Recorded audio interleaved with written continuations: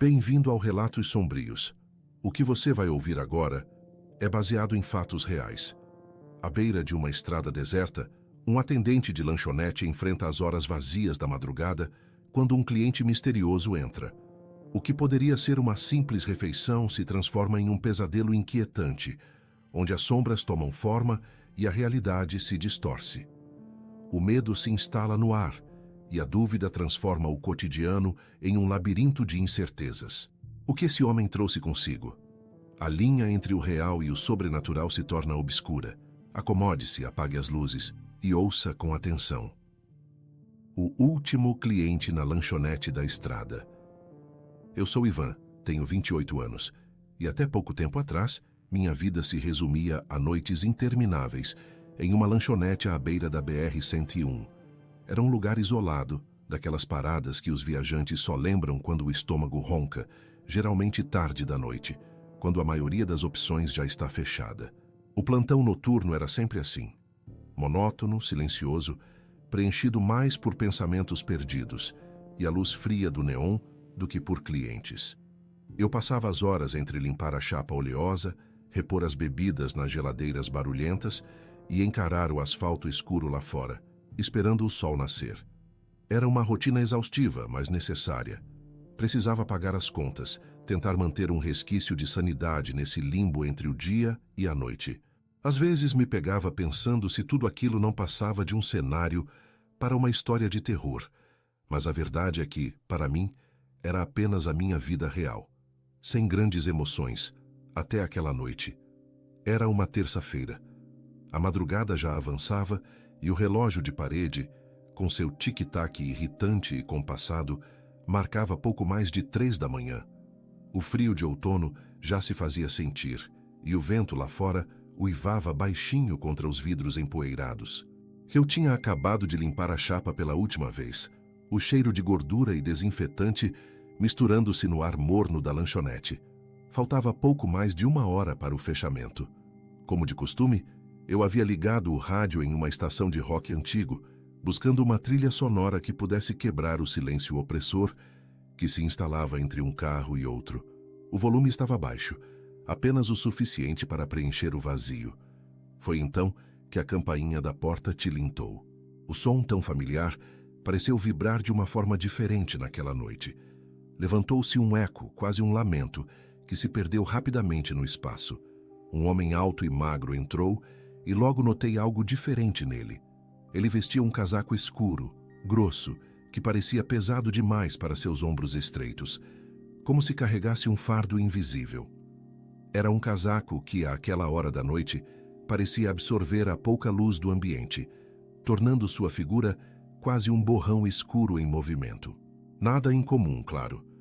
Muitos viajantes se agasalhavam bem para enfrentar a estrada, mas havia algo em seus olhos que me atingiu de imediato, um desconforto que se instalou no peito. Eram opacos, sem brilho, como 2 pedras escuras. Não havia vida, não havia reflexo. Era como olhar para o fundo de um poço sem água, um vazio absoluto que me causou um arrepio que subiu pela espinha. Ele não disse nada, apenas caminhou lentamente, seus passos quase inaudíveis no chão de cerâmica. Escolheu uma mesa bem no canto, a mais distante da vitrine, como se quisesse se esconder da estrada e de qualquer luz que pudesse entrar. Senti um frio na barriga, uma intuição estranha que eu geralmente ignorava, mas que agora parecia gritar dentro de mim. Tentei me concentrar na rotina, mas a presença dele era um peso. Eu me aproximei, a voz um pouco mais trêmula do que de costume. "Boa noite. O que o senhor vai querer?" Ele demorou a responder, e por um momento achei que não tinha me ouvido. Seus olhos, ou o que pareciam ser seus olhos, fixaram-se nos meus. O silêncio se estendeu. "Um lanche. O mais simples", ele sussurrou, a voz arrastada e rouca como folhas secas sendo pisadas. Não havia pressa, não havia urgência, apenas uma quietude perturbadora. Enquanto eu preparava o lanche, um misto de bacon, ovo e queijo, senti o peso da sua observação. Ele não parecia desviar o olhar nem por um segundo. Era como se minhas ações fossem um espetáculo particular, e eu o único ator em um palco vazio. Eu virei o bacon na chapa, o chiado da gordura tentando abafar a tensão crescente. O cheiro, geralmente reconfortante, agora me dava náuseas. Minhas mãos tremiam levemente. Tentei me convencer de que era apenas cansaço, a solidão da noite afetando minha percepção. Mas cada vez que eu lançava um olhar furtivo para ele, ele estava lá, imóvel, com aqueles olhos fixos em mim. Quando o lanche ficou pronto, eu o embrulhei no papel pardo que usávamos. Mas ao fazê-lo, notei algo estranho no padrão do papel. Havia uma marca, um tipo de símbolo que eu nunca tinha visto antes. Não era o logotipo da lanchonete, nem uma impressão de fábrica comum. Parecia um desenho antigo, quase tribal, mas com linhas retas e angulosas que se entrelaçavam em algo que eu não conseguia decifrar. O que era aquilo? Eu olhei para o rolo de papel, para ver se todas as folhas tinham aquele símbolo, mas não. Era apenas naquele pedaço. Uma estranha coincidência, pensei, tentando ignorar a pontada de medo. Aproximei-me da mesa dele. O ar parecia mais pesado ao seu redor, mais frio, como se ele sugasse o calor do ambiente. Estendi o lanche para ele, tentando não olhar diretamente para aqueles olhos opacos. Mas ele me surpreendeu, estendendo a mão para pegar o embrulho. Nossos dedos se tocaram. Foi um choque. Não uma descarga elétrica no sentido literal, mas uma sensação tão vívida quanto. Era como se uma corrente fria e densa tivesse percorrido meu corpo, da ponta dos dedos até a nuca, deixando um rastro de dormência e um arrepio que me fez recuar instintivamente. Ele não pareceu notar, ou se notou, não reagiu. Apenas pegou o lanche e voltou a se reclinar na cadeira, a sombra do casaco escuro envolvendo-o ainda mais. Tentei voltar às minhas tarefas. Comecei a guardar as últimas batatas fritas na estufa, a limpar o balcão. Mas a presença daquele homem era um fardo, uma pedra no meio da lanchonete vazia. Eu sentia seus olhos nas minhas costas, mesmo sem olhar. Ele demorava para comer, um tempo excessivo para um lanche simples. E o mais perturbador, ele parecia não tocar na comida. O embrulho permanecia intacto, o calor do queijo e do bacon se dissipando lentamente, mas ele continuava ali, com os olhos fixos em mim, a respiração pesada e audível no silêncio da madrugada. O tic-tac do relógio na parede, que antes era apenas um ruído de fundo, agora ecoava alto e insistente, reduzindo meu mundo àquele instante, àquela lanchonete, a mim e a ele. O tempo se arrastava, cada segundo uma eternidade. Comecei a ouvir murmúrios, baixos, confusos, indistintos. No início pensei que fosse o rádio, ou talvez o vento lá fora, ou até mesmo o barulho dos compressores da geladeira. Mas não, eram vozes, muitas vozes, misturadas, como se a lanchonete estivesse cheia de pessoas sussurrando ao mesmo tempo. Olhei ao redor, mas não havia mais ninguém além de nós dois. O homem no canto permanecia imóvel, encarando-me. A paranoia começou a apertar. Meu coração batia descompassado. Eu esfreguei os olhos, tentando afastar o cansaço, achando que estava alucinando. Mas os murmúrios persistiam, parecendo vir de todas as direções, envolvendo-me em uma teia sonora de inquietação. O ar na lanchonete, que já era pesado, tornou-se gelado, um frio úmido que parecia penetrar nos ossos. Eu sentia uma pressão na cabeça, como se as vozes tentassem entrar na minha mente, trazendo consigo uma tristeza antiga e profunda. De repente, a campainha da porta tilintou novamente. O som, mais uma vez, me fez pular e quase derrubar a bandeja que eu estava secando.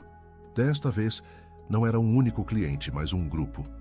Um grupo ruidoso de motociclistas, talvez uns 5 ou 6, que entravam na lanchonete com um alvoroço que quebrou bruscamente a quietude opressora. Eles eram barulhentos, alertas, cheios de energia. O cheiro de gasolina e couro invadiu o ambiente, substituindo o aroma de gordura. Eu senti um alívio imediato, quase eufórico. Finalmente, outras pessoas. A realidade voltava com seu barulho e sua normalidade. Mas o homem no canto, ele não se moveu, não desviou o olhar. Permaneceu ali, uma sombra imperturbável em meio ao caos de vozes e risadas. Eu me apressei em atendê-los, grato pela distração. Enquanto eu anotava os pedidos de café forte e sanduíches, Não conseguia ignorar o olhar vazio do homem no canto. Seus olhos ainda estavam fixos em mim, uma intensidade que fazia o ar vibrar. A energia da lanchonete, que tinha se tornado leve com a chegada dos motociclistas, começou a mudar de novo. O ar parecia mais denso, como se o frio que o homem trazia consigo estivesse se espalhando, envolvendo a todos. As conversas dos motociclistas começaram a soar distantes, abafadas, como se eu estivesse submerso em água.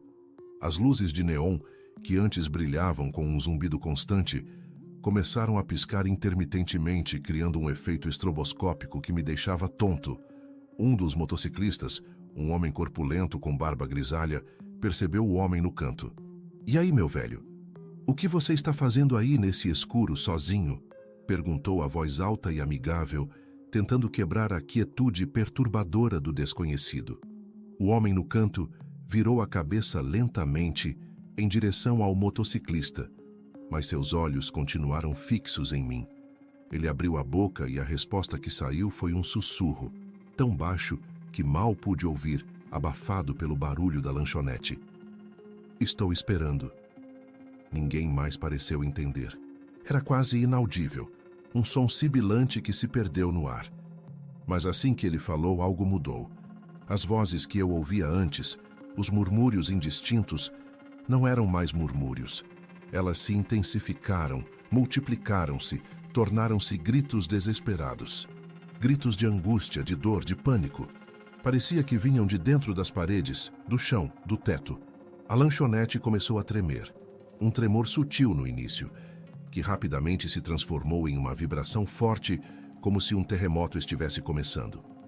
Os copos no balcão chacoalhavam, a louça na prateleira tilintava. As luzes piscaram com mais frequência, quase como um código Morse enlouquecido, e depois se apagaram por completo por um instante, mergulhando-nos na escuridão antes de voltarem mais fracas e amareladas. O homem no canto, em meio àquele pandemônio de sons e tremores, virou-se novamente para mim. Seus olhos, antes opacos, pareciam agora brilhar com uma luz escura e maligna. Seu rosto, antes inexpressivo, exibia um sorriso fino e cruel.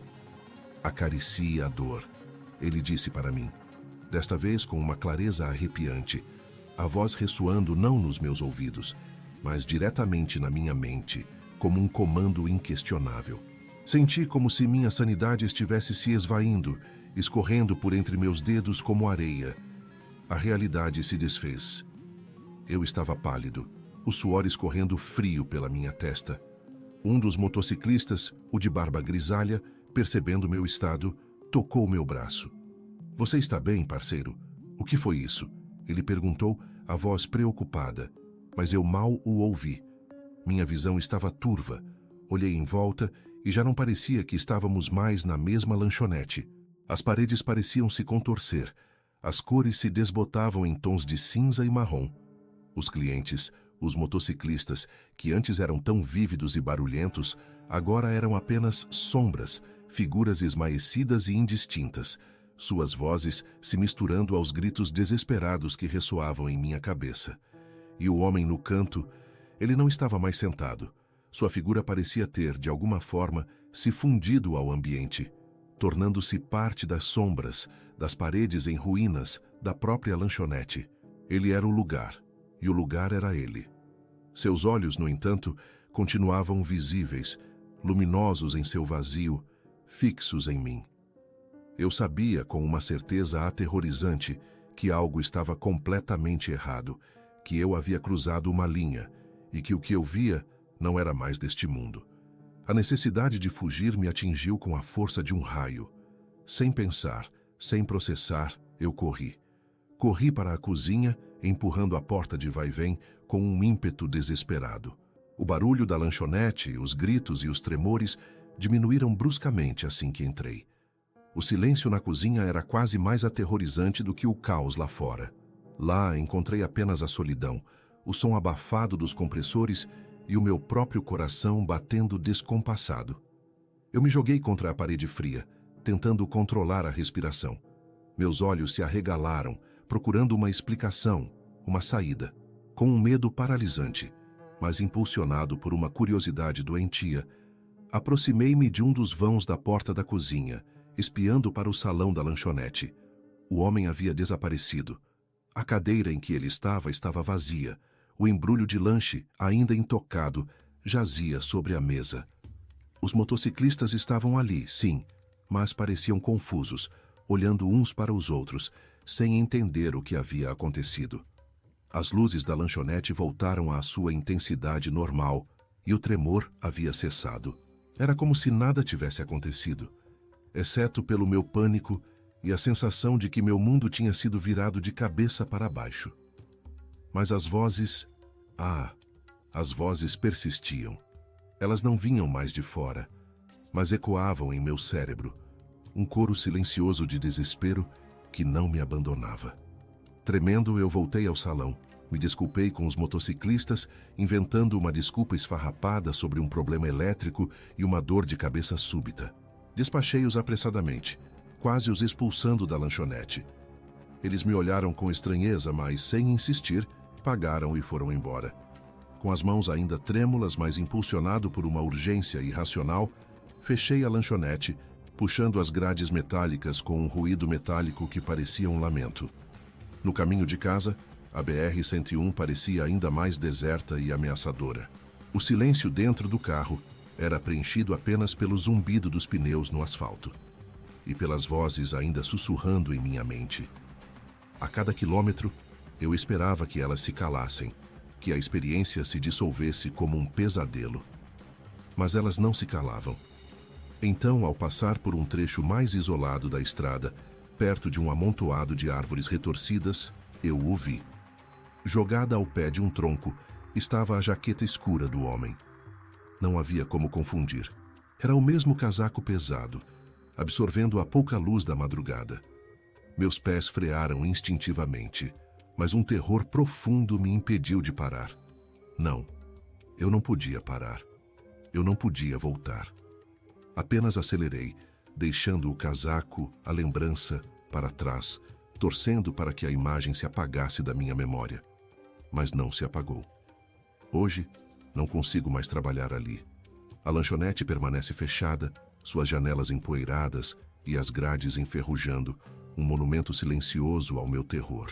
As vozes, elas não me deixam em paz. Elas se misturam aos meus pensamentos, aos meus sonhos, tornando cada dia uma luta para distinguir a realidade do delírio. Às vezes, na escuridão do meu quarto, eu olho para fora da janela e lá estão eles. Aqueles olhos opacos, vazios, me observando do escuro, me lembrando que o último cliente daquela noite não era quem eu pensava que era. Eu não tive um encerramento. Em vez de uma experiência isolada, sinto que fui apenas mais um em sua lista. Uma lista de almas que, de alguma forma, ele tocou, marcou e deixou para trás. A deriva em um mar de incerteza e medo. E à medida que as noites se sucedem e o relógio da minha própria vida tic-tac incessantemente, eu me pergunto: o que ele queria? O que ele levou? E por que, mesmo agora, sinto que ele está sempre perto, esperando com aquela dor que ele me mandou acariciar? E assim, termina mais um relato sombrio. Nem tudo que ouvimos pode ser explicado. Às vezes, na solidão, a mente pode nos pregar peças, mas há momentos em que a verdade é ainda mais aterradora do que nos ousamos imaginar. O que aconteceu naquela lanchonete à beira da estrada continua a atormentar o narrador, e a pergunta que fica é: quem realmente era o último cliente? Se você gostou do relato, se inscreva, deixe o like e conte nos comentários o que achou dessa história.